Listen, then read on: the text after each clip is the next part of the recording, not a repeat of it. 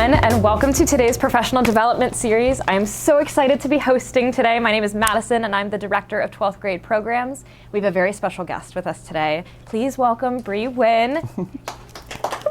Hi. Bri is the communications specialist with the School District of Lancaster, and you are also known about town as a digital storyteller. Oh, so it's going to be a lot of fun to talk about. Okay, opening as always in Attollo fashion. Where are you from, and what were some of your hobbies growing up? Well, first off, thank you for having me. This is such a wonderful opportunity. I know I was just joking earlier, but it's so different to be on the other side after watching these. Very true. So let me start off by saying my name is Bri Nguyen, but I often go by Bri or Bri. I always joke you can call me anything as long as you buy me a drink at the end of the day. Okay. Well, we brought you coffee, so. Oh, thank you, which is much appreciated. So I was born and raised in Allentown, Pennsylvania to two Vietnamese immigrants who came here after the Vietnam War. And so when my family immigrated here, we were really not set up for success. So we lived in poverty for quite some time. And so through that experience and reflecting back on my life, I realized I was that oddball, that odd kid out, sitting in various places, observing, and really honing in on what really does bring me joy. Yeah. So I grew up in that era of the PS1 and N64 and all those things. So I really appreciated playing video games a lot because that was my safe space to escape reality and to be able to live into other people's stories. And I really, aside from video games, that really helped me figure out a lot of things about myself in terms of why I love stories and everything. Yeah. That's amazing. Yeah, my older brother is definitely that N64 experience. Definitely got hand-me down to me as well. So can relate on that front. Okay, let's talk a little bit about your storytelling. So you've photographed and documented over 300 community events. Oh my God, that Lancaster. many? Yes. Jeez. Amazing. All right, so what is it about photo storytelling or videography that drew you in initially? And what do you think a great photo can do that sometimes words can't? Oof. So the one thing I love about photography is that it captures the moment in real time.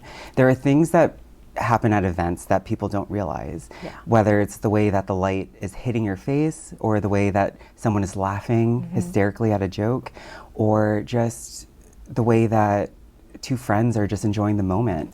It allows me, I am the type of person that's on the go literally all the time, but whenever I am at an event, the one thing that I really do appreciate being behind the lens is being able to see our community and life very differently, because it allows us, no matter what you're doing years from now, it gives us an opportunity to reflect back when we look at these photos, all the memories, the emotions, and everything in between. So as someone who does communications for a living, it's important that you have to grab someone's attention within like 3.2 seconds when they're scrolling on social media. For sure. So photos has a way, photos, and not just photos, like any other mediums, whether that's video or collages, things like that, it provides that opportunity for photos to provide that opportunity to say things that words often can't. And if you follow me on social media, I tend to write essays of my whole experience because I treat my social media as a journal. And I love that. Yeah, so it allows me to relive those moments. And for those who aren't familiar with the space or those who don't understand what's happening, it gives them a little bit more context. Right. So that's why I love photos and why I love being able to tell these stories. That's amazing. Thank you so much for that. So specifically in your work with the School District of Lancaster, you have mentioned that your job is to remind people of their why. What does that look like in your day-to-day? Where did that come from? Whew. I think the cat's out of the bag that everyone knows now that I work at the School District of Lancaster, because I think the ongoing joke is like, what does Bri do? Because he's everywhere. Correct. So oftentimes when we think of education, we often think of just the politics behind it or the things that are possibly going wrong. Very true. And for me, I feel like I'm that bridge or that cheerleader that reminds people of the why and why we do this work. Because our schools are more than just buildings. They're more than just the data that goes behind it. School districts and schools are complex ecosystems with people carrying complex lives. And as soon as someone walks through that door, they spend most of their time with us. Yeah. And it's easy to just check your emails and be inundated with meetings and paperwork and all the things. But oftentimes I've come to realize in my whole career is that we don't take the moment to pause. We don't take that moment to celebrate our successes or the incredible things that are happening. So I have the privilege of being able to make my day-to-day. And in every role, actually, in my career, I've been able to take my position and make it my own. And so my day-to-day at the school district, it looks very different from sitting in a classroom to watching a teacher teach someone English, to a paraeducator who is working really hard, making a difference for our staff. There are so many rewarding moments that the public doesn't get to see, but I get to capture those moments and tell that story and be able to celebrate those successes with everyone. Amazing. Yeah, your passion reads really clearly through with that. So I appreciate that. Yeah.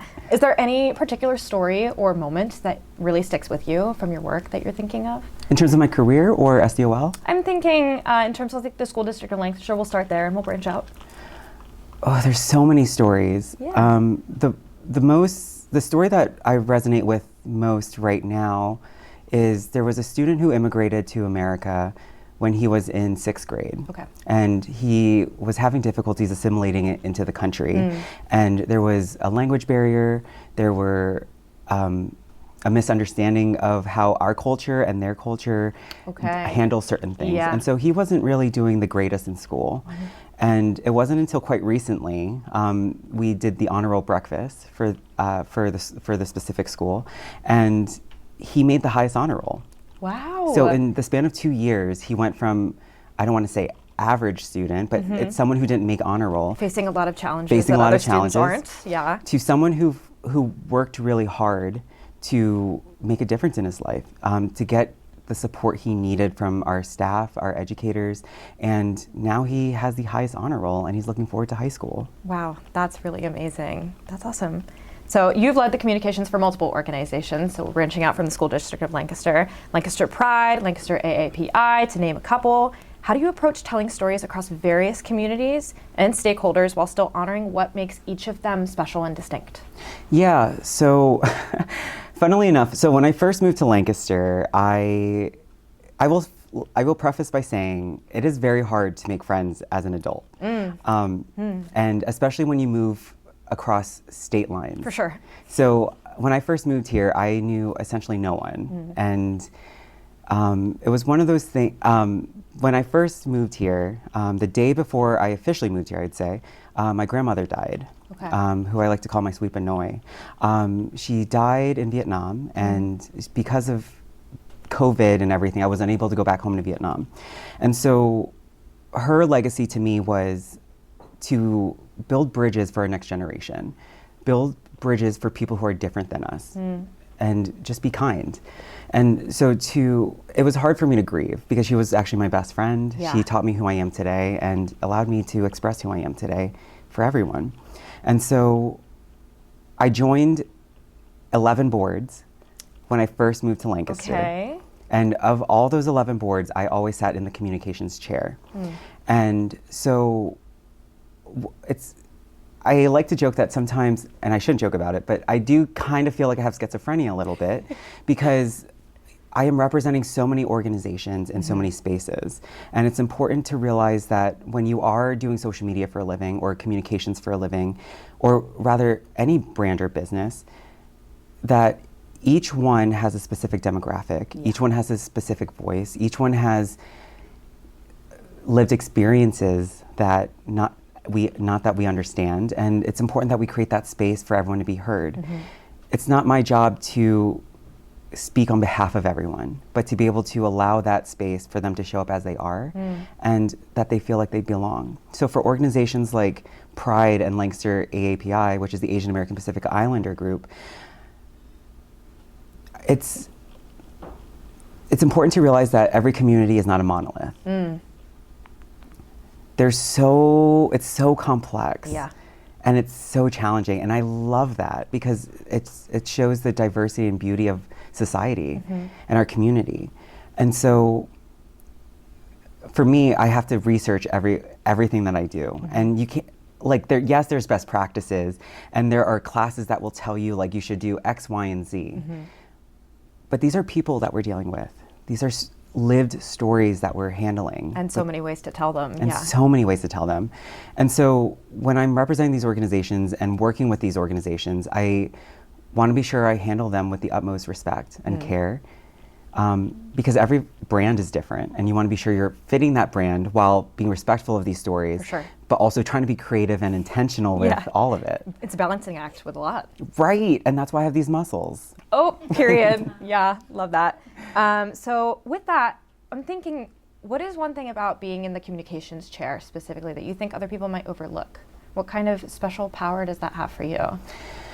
So in my career, I have always been the youngest in every department, every job that I've been in.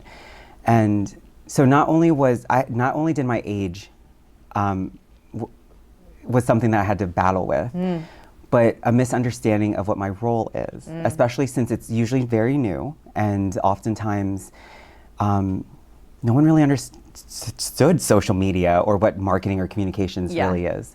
And so people would think that I just post on social media, or I literally just run around taking photos all day. Tippy tapping buttons, Right.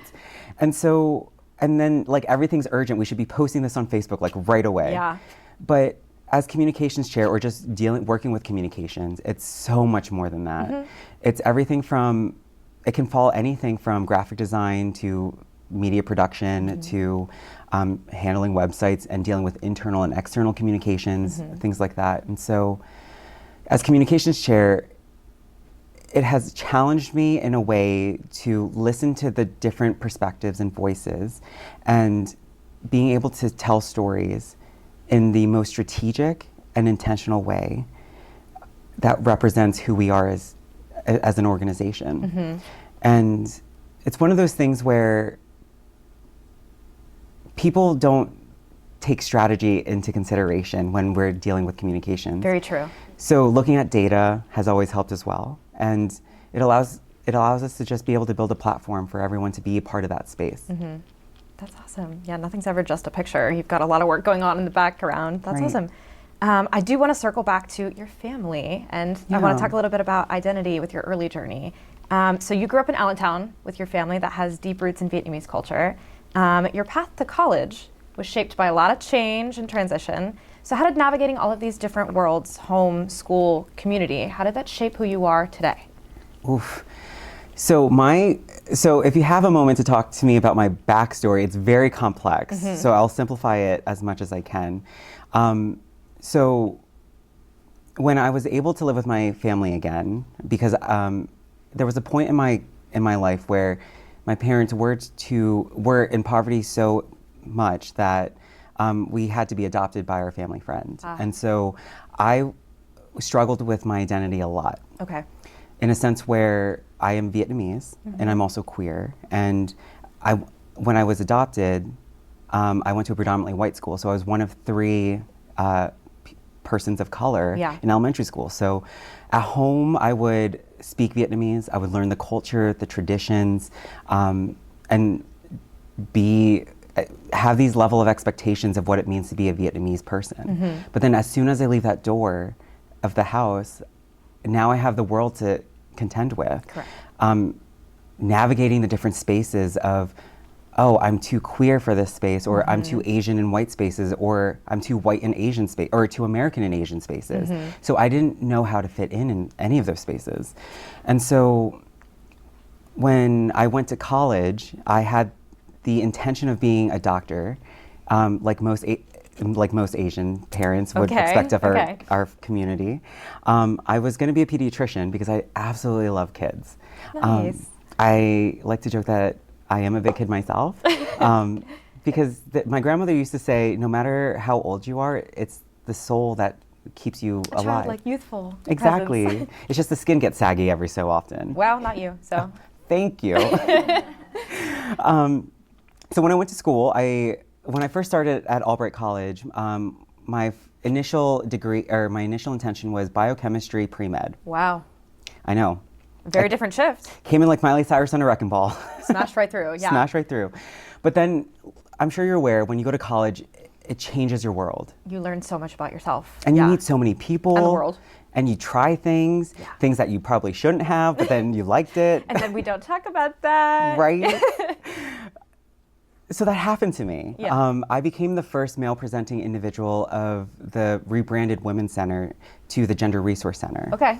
So through that transition process of rebranding, marketing, human rights advocacy, and all the things, it made me realize I really love this. I really love telling stories. But how do I do this? Yeah. What do I do? So it wasn't until I talked to my advisor and they were trying to figure things out. And they helped me through various steps, and I ended up changing my major 7 times. Wow. So my final degree is actually in biology family studies. Okay. But how I ended up getting there really was my sophomore year in college. On May 1st, 2016, I actually came out to my parents, and it was outside my hall, outside of Smith Hall, I remember. I called my dad, and as soon as I called him, I was disowned on the spot. And then I called my mom right before my bio final, and she just kept asking why. And then I was also disowned by her on the spot. And so it was really challenging because now I'm like, how do I put myself through college? How do I pay for this? How can I still continue? Like, what do I do? And I was in Reading, so the worst place you can be just by yourself. Yeah. Not that there's anything wrong with Reading. I love Reading, but being on your own in any space is a particularly hard experience to navigate. Yeah, especially since my family was very traditional. Yeah. So I'm a little socially awkward sometimes because I wasn't exposed to new experiences or social experiences. So you'll catch me sometime just staring. I'm just like, wait, are we supposed to do that, or like what's happening? But I figured it out. So I figured everything out through financial aid and everything. And then as I was getting through the motions of college, changing my major like maybe 2 or 3 more times, I attempted suicide twice. And it wasn't until that experience that really opened my eyes that life is really short, and that I don't have to be a doctor to make a difference in someone's life. I can really do the things that bring me joy. And so by junior year of college, I was able to network the heck out of myself and really push through, working at a local TV show and becoming an RA for an apartment complex that really taught me a lot about marketing and human relations. Yeah. And it solidified my love for communications and marketing. And so I graduated with biology family studies, and then I moved down to Maryland after that. And I haven't really talked to my family ever since, and I made it on my own. Yeah, so with that experience of making it on your own, what does that tell you, or what have you learned from that experience of creating your own community? Whew. I don't want to cry, but... Totally okay to cry here. That's why I show up the way that I show up. Yeah. And that's why I hug everyone I meet for the first time. And that's why I always say, like, happy Monday, happy Tuesday. I can confirm it's a very lovely experience. Is because I don't know if I'll ever see you again. And it's one of those things where Lancaster has become my family. This community has become my family. And so I want to be there for people as if my parents were showing up for me. Yeah. Lancaster has given me so much, and I really cherish the stories that I've heard throughout my whole experience in this community. I've met so many incredible people, and there's so many amazing things that's happening day in and out. Like the work that Attollo is doing is really amazing. Yeah. That I've heard the impactful work that you guys are doing, and I'm just like, oh my God, I didn't even realize that. And you're literally down the street from my house. And it's just, those moments are why I love photography and why I love telling stories. Because when we grow old and when we're no longer in these positions, it's like we're archivists. Yeah. We're archiving this moment in time. and just being able to share it with other people who aren't familiar with our community. It's like you had this special spot in Lancaster's history of like documenting that for us and helping us cement like the work that people are doing, and we were here and we did something that mattered. And yeah, that's just a really wonderful impact that you have had. It's really wonderful. Thank you. Yeah. Okay. So with that, we talked a little bit about community and how you show up for other people. What does it mean for you to be someone that people can lean on? Whew, thank goodness I have muscles, because then I can hold you up, if anything.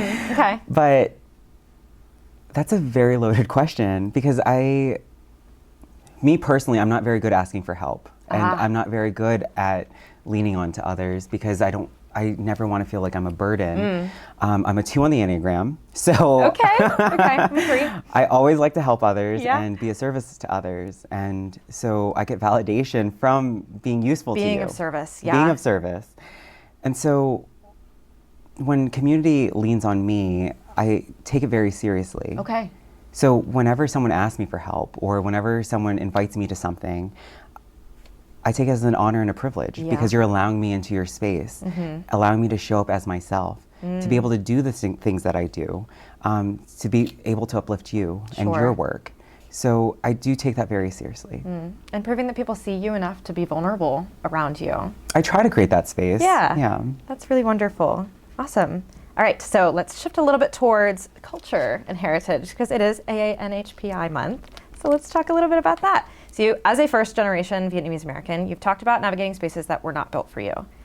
What did it feel like growing up between cultures, and how does your relationship with your Vietnamese identity evolved over time? You mentioned it was more difficult growing up. Have we settled more? Is that something you're on a continuous journey with? I think our identity will always be a continuous journey. I agree. Because who we are yesterday is going to be different than who we are today. And I know that sounds very dramatic, but I'm a firm believer of that. Sure. Because when I was navigating the space of being too Vietnamese or too gay in certain spaces or too American in others, it really gave me an identity crisis. So when COVID hit and there was the rise of Asian hate, I've experienced a lot of discrimination against that. Okay. And at first I was getting over the homophobia part, and now I'm just like, now we're going to the Asian part. New challenges. New challenges. And so for me, it was really hard because I was like, what do I do? When I came out to my parents, I felt like I was losing a huge part of myself and my identity, because I had no one to talk Vietnamese to. I can no longer share our Lunar New Year celebrations. Right. There were key milestones in the Vietnamese culture and community that I really cherish. Yeah. And so when I lost that, I was like, we got to do something. And so with the help of fellow members in the NHPI community, we were able to form the Lancaster AAPI. Sorry, there's so many acronyms. And so we held our first potluck, and slowly it grew, and it was filling a hole that made me realize that I was missing, longing for. It felt like I was reconnected with my grandmother for a little bit. And so I felt like I was at least rebuilding my Asian foundation, being surrounded by people who looked like me, who spoke like me. But I still struggled with my identity still, because it was like, what does it mean now to be a queer, non-binary Vietnamese person showing up in these spaces? So the Lancaster Community Foundation has what they call a Baldwin program, which is their leadership development program that I believe it's 9 months. Time flies. But it gave me the opportunity to fly home to Vietnam.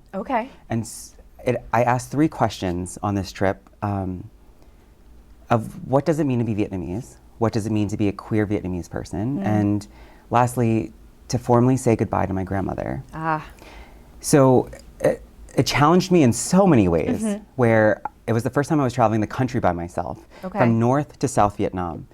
And it was interesting because the reactions of Vietnamese people are that I'm an American who can actually speak very good Vietnamese. Because I would always get stares of like, are you Vietnamese, or are you Filipino? Are you like, what Maybe are some you? shock there. Right. And so it was very validating, at least, to hear that like I can speak Vietnamese and I'm one of them, one of you.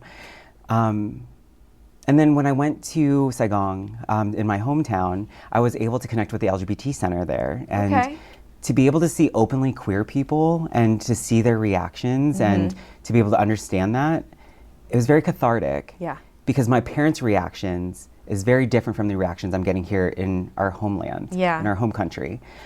And it made me realize that the trauma that my parents had when they came here after the war isolated them in a time that prevented them from progressing. Okay. And I realized that I can't fault them for how they showed up the way that they did, because when they left a country, a war-driven country, to get a better life for our family. And yeah, it was really hard growing up, but I can't fault them for being who they are, given the tools that they have at that time. So Vietnam really opens my eyes to that. And when I said goodbye to when I went to the gravesite of my grandmother, I remember just like bawling my eyes out. Everyone was just like, you're talking to a stone. And I'm just like, it's more than that. It's different, It's different. Yeah. And I went during Lunar New Year, so it even made the moment even more cathartic and extra special. So when I came back, and I think a key moment in my trip was when I went to the museum. They called the Vietnam War the American War over there. Wow, okay. And it taught me, it showed America in a different perspective. And the way that they tell stories there is very different than how we are taught these stories. Gotcha. And so I was bawling my eyes there. It was a very emotional trip, I will say that. Yeah. I need to book a Botox appointment after all of this experience. But it really challenged me and my identity in so many ways, because I was like, am I allowed here? Am I safe here? And so when I left the museum and I came back to the United States, I was like, I just want to go back. I don't feel whole just yet, because I'm questioning and challenging everything that I've been taught. I've listened, I've seen, I've heard of all the things, and I've lost myself a little bit into this whole experience of finding myself in identity. But I hope I'm answering your question in a sense where it's building the foundation of who I am today. Yeah. By creating these spaces, no matter what space we're in, whether that's at Attollo or we're at the Penn Square advocating for something, I will continue to show up as I am. So at least in a room full of hundreds of people, as our Lady Gaga once said, I will be that one person for you, to be able to capture that moment for you. Thank you, Miss Gaga. Thank you, Miss Gaga. And to be able to relive this moment with you. Yeah, that's really wonderful. To relate to our Attollo scholars specifically, because we have a very, very diverse pool of students that run in the Attollo program, what would you say, or what advice would you give to a young person who is still trying to understand their family's identity as it relates to their own identity and going through a similar struggle? Or maybe something you just wish you'd known sooner in life? Take a Xanax, because it's a journey. I'm just kidding, I'm teasing. Please don't turn to drugs. Crazy place to start. Crazy place to start. I think for me, after going through this whole journey and this whole experience, even as an adult and navigating these spaces, it's really, every moment is a learning experience. We all have complex lives. We all have different backgrounds. Your parents won't understand who you are and how you show up sometimes, but you can't fault them for that, because they grew up a certain way and their own lifestyle. And the stories that they've heard from their grandparents and their parents, there's a lot of generational trauma there that they're holding on to, that we probably will never understand the weight of that, but we can't fault them for it. And I just wish, reflecting back, I at least hugged my parents and just let them know that, like, I forgive you, and like, this is how I am and who I am. And I think honest, candid conversations will be able to build those bridges of identity. And maybe break those cycles of generational trauma in there as well. Do something healing for all of us. Yeah.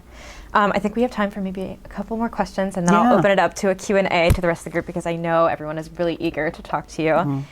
So I do want to relate this specifically to our students to get some perspective for them.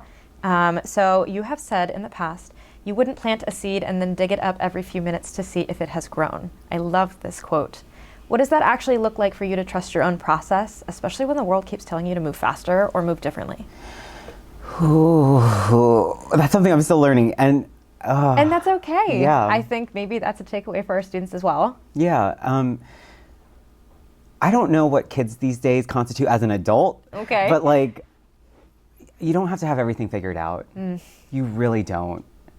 Like when I was going through college, I changed my major 7 times until I figured out what really brought me love and joy. And even as an adult now, I'm like, do I really need to show up in this space because it makes me uncomfortable? I am someone who loves gardening, and I love flowers because for me, it tells a story where we all start off as seeds, and as we water it, we nurture it, the community is fertilizing it for us, and we're starting to bloom, grow and bloom these beautiful things. And by the end of it, the flower dies, and then the cycle repeats. And I feel like it's it's like a metaphor for our life, where we all come in seasons, and every season teaches us something. And so whether you're starting a project, or you're about to put in that application to a new job, or going to a club for a first time, or these new experiences, that's you planting your seed. And being able to nurture that through the community, that space that you've cultivated and created on your own, who are your cheerleaders, who are your motivators, who will help water that seed for you, will help you learn through these experiences and allow you to bloom to be the person that you are today. And I think the challenge sometimes is, in a society that is a go, go, go culture, it's a hustle culture where we all want to be influencers. We all want to tap into that digital age of making a name for ourselves. We sometimes forget to slow down and really breathe. Take a moment to take a photo and relish in that space that you're in, because you were invited to this space for a reason.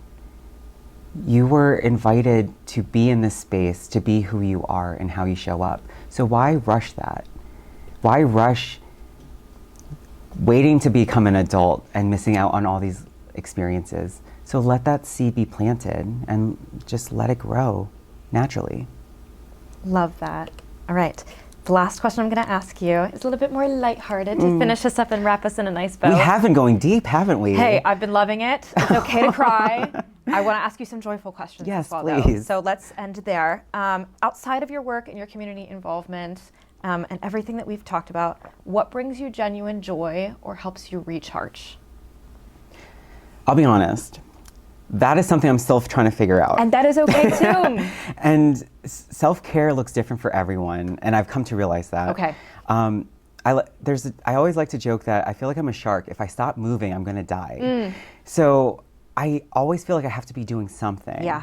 So I usually love gardening and planting. So you can often see my work through various planters throughout the city. Okay. And every season I have like a signature in my garden in these pots that I do. It's another way you're leaving your mark. This is awesome. Yeah, and my seed. Probably walk that back. Walk that back. The fertilized plants of our society is all over the place. But I really do enjoy. I have a dog. His name's Mochi. People often recognize him first before me. Okay. And so I usually like to go on long walks. As much as I hate cardio, I'm doing it for him. Doing it for him. Doing it for the children. For the children. For the dog.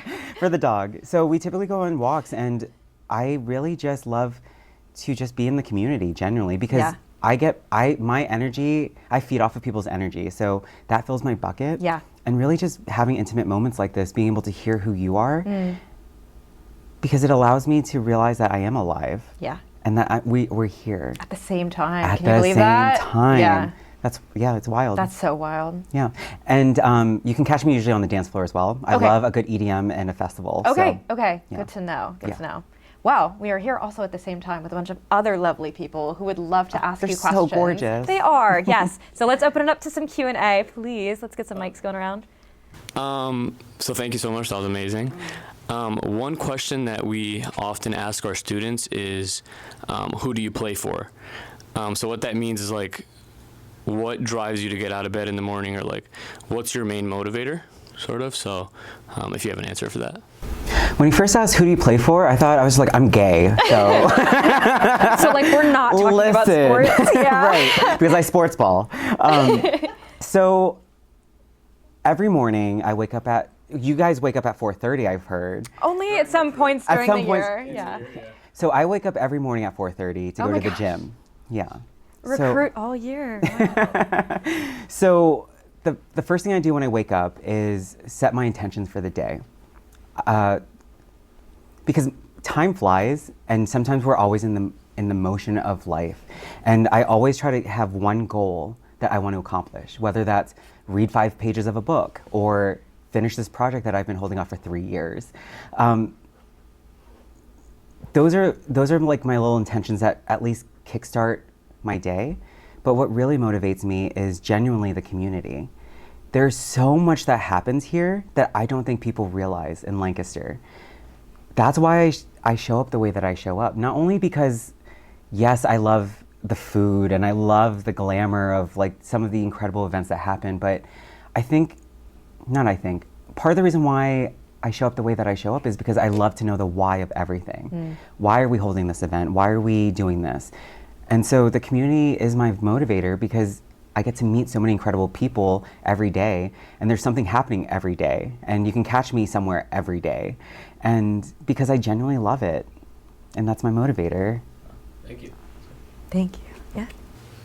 Yeah, so kind of like Sam, thank you for coming here. I think your story is very inspirational. I always knew of you as the person, like Attollo or wherever it may be, that takes the pictures, but I never knew who you were and who is Bri. So I think this was really eye-opening to me, and I think you have a very inspirational story, and I hope you're proud of yourself when it comes to it and all the things that you've overcome. So I have like a million questions. If we had time, I wish I could ask, but you talked about a lot of like the barriers and hoops that you need to jump through. I was wondering, when did you realize you were kind of loving life again? Because it seems like you almost have lived 2 lives. Like you passed, and then like you said with the flower, you've grown in. So when did you kind of realize that like you saw like the happiness and like the start of good things coming for you, and how did you keep that pushing and still see that there is kind of like that light that is starting to come forward?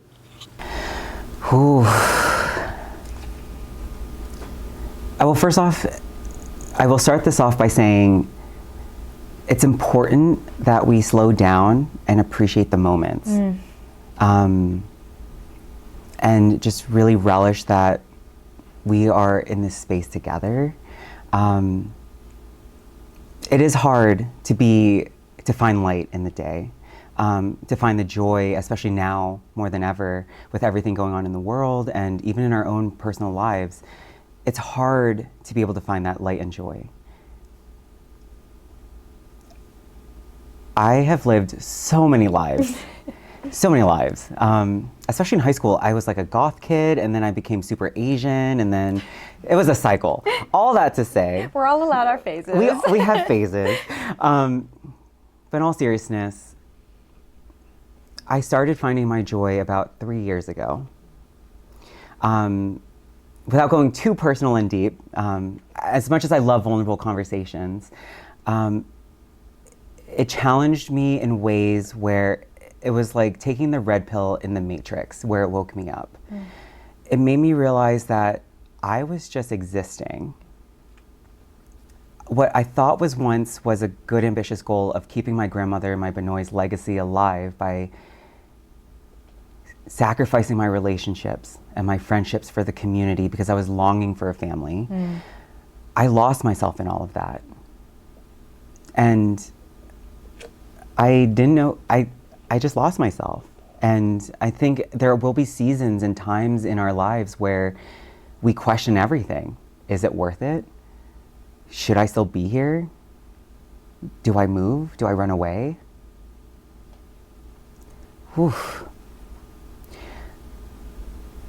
But I found joy and happiness again when I was able to redo my garden. I know it sounds very cliche. So the house that I live in, I bought because of the garden. My grandmother loved gardening, and in the Asian culture, gardening and plants has always been a thing. So being able to play with dirt and making me reset and having the opportunity to just be by myself, because I've never been by myself in a long time, because I'm always surrounded by people, because I'm at events all the time, I'm surrounded by community all the time, which I'm not complaining. I absolutely love. But being alone forces you to sit with it. Right, Yeah. where it makes you confront your emotions and those feelings, and I'm like, I don't want to. That's what my therapist is for. But just taking a step back, I have my own board of directors, my own personal board of directors.